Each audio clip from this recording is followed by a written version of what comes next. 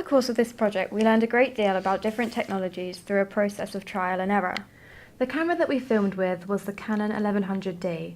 To film the preliminary project, we only learnt the essential controls of the camera, like how to record and then how to see what we'd filmed. However, this was just the basics, so to film our opening sequence, we had to learn the specifics about the workings of the camera. Looking back at the first lot of footage we filmed, we found that many of the shots weren't properly focused. And because of the camera's small screen, we didn't notice.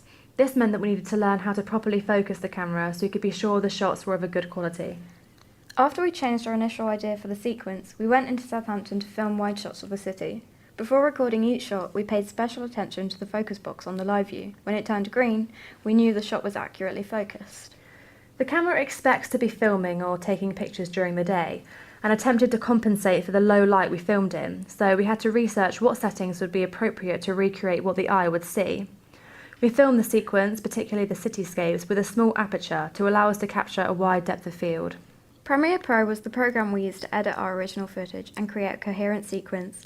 To import our footage, we click Select and then Import before choosing the files we needed. A basic tool on Premiere Pro is the razor tool, used to crop the footage. In some shots, we felt we had to adjust the scale and positioning using the effect controls on Premiere Pro.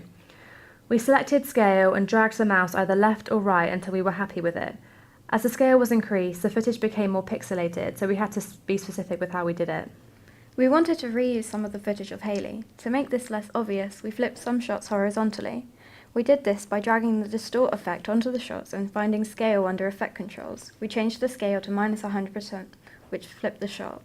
The sound that came with the original footage had to be deleted, so it wouldn't be heard over the soundtrack. We had to unlink the footage from the sound layer to delete it independently without affecting the footage. The transition that we used was called Film Dissolve, found under Video Transitions on Premiere Pro. We dragged the effect from its folder onto the end of each shot. This then made the sequence appear softer and less harsh, which corresponds with our soundtrack and generic expectations. We felt that it would look more atmospheric if the footage of Hayley was slowed down and made translucent. To do this, we selected opacity under effect controls and dragged the mouse to the left until we were happy with it.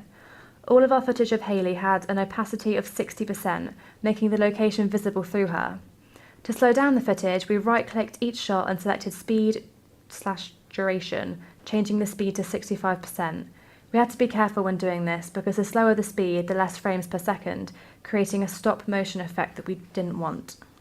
We used a green screen to film Hayley dancing so we could erase the green in After Effects. To create the double exposure, we dragged shots of Hayley up to the second layer of visuals. We right-clicked on each shot and selected Replace with After Effects Composition. We saved each shot to ensure we wouldn't lose it. We selected Keylight 1.2 under Effects and sampled the colour of the background so it would be erased. We clicked on Screen Matte to differentiate Hayley from the erased background and clipped the white to remove any black grain on Hayley. We clipped the black if necessary and changed it back from Screen Matte to the final result. We saved again and Adobe Premiere Pro had updated the footage. To create the title sequence, we used Adobe After Effects.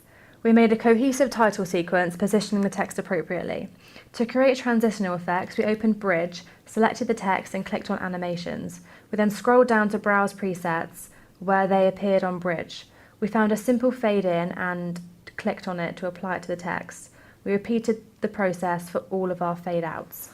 We had not used any of these technologies created using Powtoon.